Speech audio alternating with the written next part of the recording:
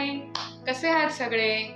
तुमच्या कंटाळ्यावर मी एक गंमत आणली, तुमच्यासाठी एक टास्क आणलाय बरं का. तुम्ही काय करायचं, मी आत्तापर्यंत ज्या ज्या गोष्टी सांगितल्यात की नाही, म्हणजे गणपती बाप्पाची किंवा अकबर बिरबलाची आणि आजची जी सांगेन ती, तर त्या सगळ्या गोष्टींमध्ये तुम्हाला एखादं समजा कॅरेक्टर आवडलंय. गणपती बाप्पा तर सगळ्यांनाच आवडतो, हो की नाही?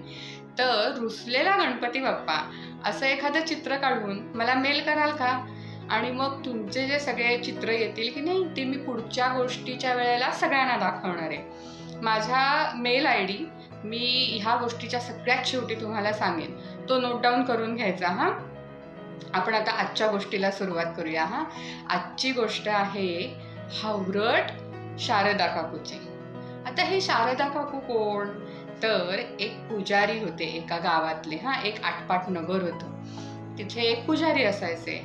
तर ते तिथल्या गावातल्या गणपतीच्या देवळामध्ये रोज पूजा करायला जायचे. आणि तिथे जे येणारे भक्त होते की नाही, म्हणजे तुमच्या आमच्यासारखे, आपण गणपतीच्या देवळात जातो किंवा शंकराच्या देवळात जातो, पण जाताना नेहमी आपल्याबरोबर काहीतरी घेऊन जातो. म्हणजे कोणी तांदूळ घेऊन जातात, कोणी पेढे घेऊन जातात प्रसाद म्हणून देवासमोर ठेवायला, बरोबर ना? तर तसेच काही लोक जे गणपतीच्या देवळात यायचे, ते कधी कोणी तांदूळ आणायचे, कधी कोणी डाळ आणायचे, कधी कोणी रुपया ठेवायचे, कोणी कधी 10 रुपये सुद्धा ठेवायचे. आणि ते तिथे जे काही ठेवलं जायचं तेच त्या पुजाऱ्यांची मिळकत होती, म्हणजे तेच त्यांचे पैसे होते. ते असे दुसरे काही नोकरी करायला किंवा त्यांचा कुठला बिझनेस वगैरे असं काही नव्हतं. तिथे जे काही मिळेल त्याच्यावरती त्यांचं भागायचं. ते सगळं घेऊन घरी जायचे आणि मग त्यांची बायको त्या डाळ तांदूळाची छान खिचडी करायची आणि दोघे जण खाऊन झोपून जायचे. असं त्यांचं बरेच वर्ष चालू होतं. पण एकदा काय झालं, शारदा काकूंना आला ह्या खिचडीचा कंटाळा. बरोबर आहे ना, इतकी वर्ष तीच खिचडी खाल्ली की येतो की नाही कंटाळा? आपल्याला सुद्धा येतो. सोमवार ते शनिवार रोज पोळी भाजी आमटी भात असं खाऊन कंटाळा आला की तुम्ही सगळे आईला काय सांगता, आई काहीतरी वेगळं कर ना उद्या जेवायला. मग शारदा काकू तर इतकी वर्ष तीच खिचडी खात होत्या. साहजिक आहे, कंटाळून गेल्या होत्या.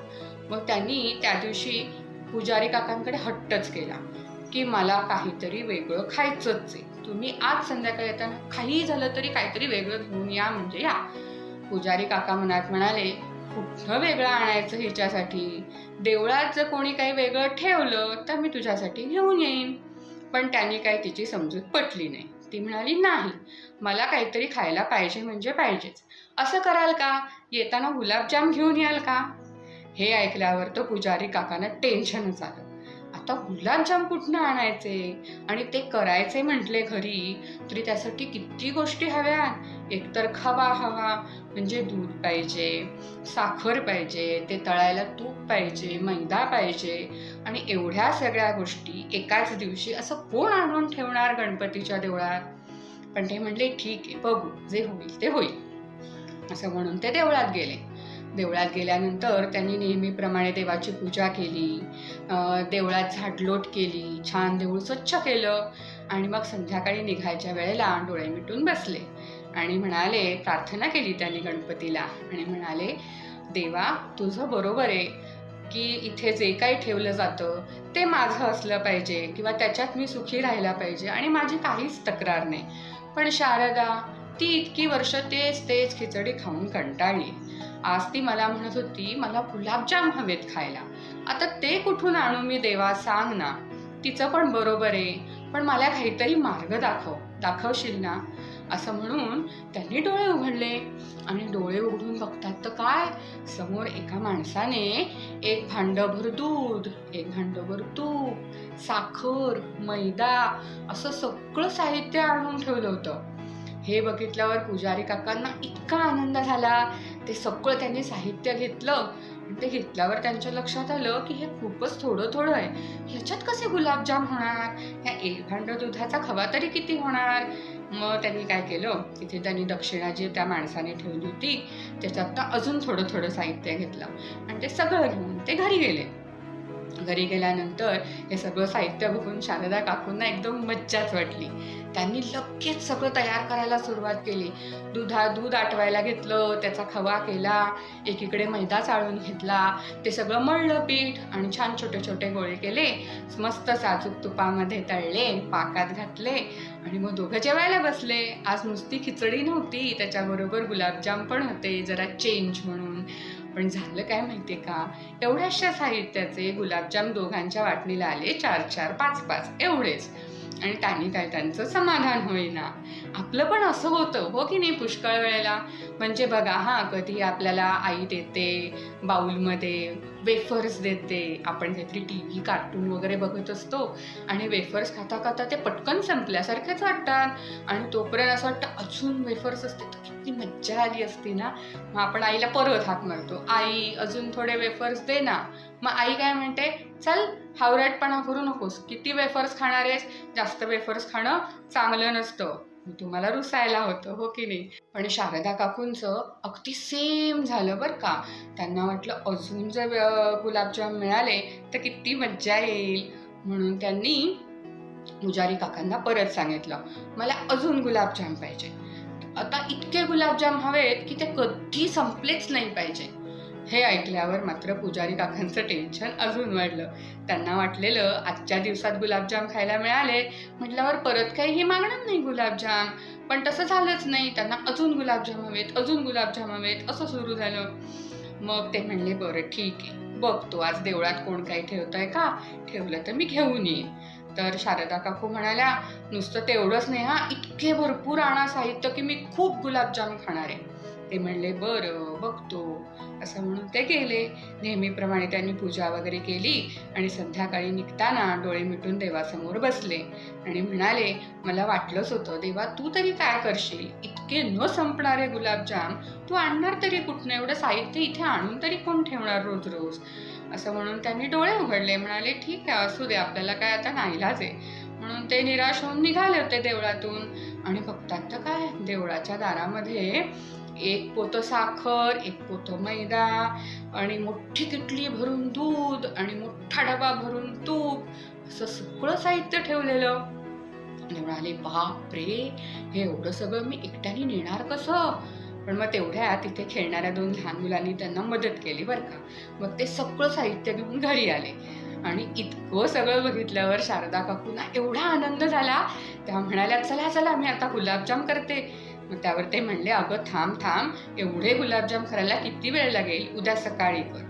त्या म्हणल्या ठीक आहे, पण त्यांना रात्रभर काही झोप लागेना, कधी एकदा करून गुलाबजाम खाते असं त्यांना झालं होतं. कसं बसी त्यांनी रात्र काढली आणि सकाळ झाल्यानंतर पुजारी काका देवळात गेल्यावर पहिल्या आधी त्यांनी पोतं उघडलं, मैदा घेतला चाळायला आणि मैदा चाळता चाळता त्यांच्या लक्षात आलं की हे काय, खाली मैदा पडतोय पण चाळणीतला मैदा संपतच नाहीये, तो वाढतच जातोय. म्हणलं, अरे वा, बरं आहे, सामान संपत नाही, खूप गुलाबजाम खाता येतील. म्हणून त्यांनी ते तसंच ठेवून दिलं. म्हणाला, राहू दे, आता आहे खाली पडलेला तेवढाच मैद्याचं करूया. मग त्यांनी दूध आटवायला घेतलं, दूध आटवलं, थोडा खवा तयार केला आणि परत पातेल्यात दूध तयार झालं. त्या म्हणल्या, अरे चा, ही काय जादू आहे. पण मग त्यांनी दुर्लक्ष केलं, म्हणाल्या जाऊ दे, आपण आहे त्या याच्यामध्ये करूया. म्हणून मग त्यांनी तो खवा तयार झालेला आणि तो मैदा, त्याचा एक गोळा तयार केला. परात घेतली, त्या परातीमध्ये याचा गोळा तयार केला. तर आधी गोळा दिसत होता एवढासा आणि मग त्या गोळा झाला एवढा मोठा. त्यांना अजूनच आनंद झाला. त्या म्हणल्या, बरं आहे, एवढासा गोळा मळला तरी आपल्याला इतके गुलाबजाम खायला मिळतील. मग त्यांनी त्याचे गोळे तयार केले आणि कढईत तूप तापत ठेवलं आणि त्याच्यामध्ये एक गुलाबजाम सोडला. एक गुलाबजाम सोडल्या तो गुलाबजाम एवढा मस्त मोठा झाला. त्यांना आश्चर्यच वाटलं. पण मग त्यांना वाटलं, बरं झालं ना, एखादा गुलाबजाम खाल्ला तरी पोट भरून जाईल, असं म्हणून त्याने मग तो एकच गुलाबजाम काढला तळून आणि साखरेच्या पाकात घातला. साखरेच्या पाकात घातल्यावर तो अजून मस्त मोठा फुलून झाला. मग त्याने तो तोंडात टाकला. तोंडात टाकून आता ते चावणार.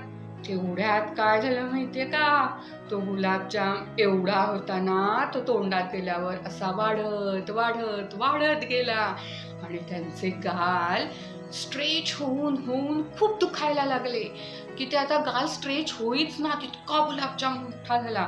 त्यांना गिळता येईना, त्यांना चावता येईना, त्यांना श्वास पण घ्यायला त्रास व्हायला लागला. मग काय करायचं काही कळेना.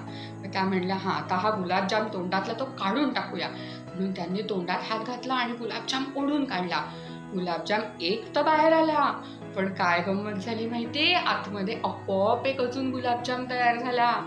आणि त्यांनी चावायला घ्यायच्या आत तो परत असा मोठा मोठा मोठा मोठा झाला आणि पुन्हा त्यांचे गाल स्ट्रेच होऊन खूप दुखायला लागले. मग मात्र त्यांना रडायला यायला लागलं आणि सगळं दुखायला लागलं, तोंड वगैरे, श्वास घेता येईना, घुसमटल्यासारखं झालं, बोलता येईना. कुणाला हाक मारणार, बोलता येत नाही तर. त्या गडाबडा जमिनीवरती लोळायला लागल्या. तेवढ्यात तिकडनं पुजारी काका आले दुपारी जेवायला आणि बघतात तर काय, शारदा काकू अशा गडाबडा गडाबडा लोळतायत. मग त्यांचा सगळा प्रकार लक्षात आला.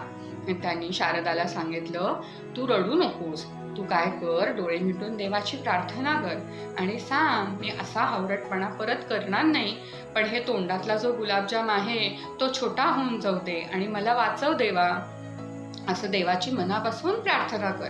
पार्वती काकूने त्यांचं म्हणणं ऐकलं. एकीकडे त्यांच्या डोळ्यातून पाणी येतच होतं, पण तरी त्यांनी हात जोडले आणि मनातल्या मनात प्रार्थना केली आणि डोळे उघडले. बघतात तर काय, समोर जे काय 2 गुलाबजाम अजून त्यांनी तयार करून ठेवलेले ना, ते पण गायब झालेले आणि सगळं साहित्य, मैद्याचं पोतं, साखरेचं पोतं, सगळं गायब झालं होतं आणि त्यांच्या तोंडातला गुलाबजाम पण गायब झाला होता. त्याच्यामुळे त्यांना बोलता यायला लागलं. मग त्यांनी पुजारी काकांना सांगितलं, माझं खूप चुकलं, मी एवढा हावरटपणा कधीच करणार नाही. देव आपल्याला न मागता सगळं देतो की नाही छान छान, तरी पण मी उगाचच हावरटपणा केला, मी तुमचं ऐकायला हवं होतं. ह्यापुढे मी अशी चूक कधीच करणार नाही. याच्यावर पुजारी काका म्हणले, हो ना, बघ आता हे सगळं साहित्य गायब झालंय, पण त्याच्या जागी काय दिसतंय तुला? तर शारदा काकूंनी बघितलं. बघतात तर काय, एक तांदूळाची केवढीशी पिशवी आणि एक छोटी डाळीची पिशवी. त्या हसल्या. त्यांच्या लक्षात आलं की आपल्याला काय करायला हवंय. त्यांनी पुजारी काकांना सांगितलं, थांबा हा, तुम्ही हातपाय धुवून या, मी मस्तपैकी गरम गरम खिचडी करते, त्याच्यावर आपण तूप घालू आणि छान ते खाऊन राहू आणि आपण नेहमी मजेत राहू. जे देवाने आपल्याला दिलंय त्याच्यात आनंदी राहायचा प्रयत्न करू. हावरटपणा केला की कशी फजिती होते, लक्षात आलं की नाही? माझा ईमेल आयडी लिहून घेताय ना, BHIDEYASHM@gmail.com. तुमची सगळी चित्र मला नक्की पाठवा आणि पुढच्या गोष्टीच्या वेळेला मी ती सगळ्यात सुरुवातीला तुमची चित्र दाखवणार आहे बरं का. आणि त्या चित्राच्या खाली तुमचं नाव, तुम्ही कुठे राहता, कुठल्या स्टँडर्डमध्ये आहात ते पण लिहून पाठवा. मग तशीच मी अजून पाठवते. सबस्क्राईब करा, शेअर करा आणि जर आवडली असेल तर सबस्क्राईब करा आणि बघा. बाय.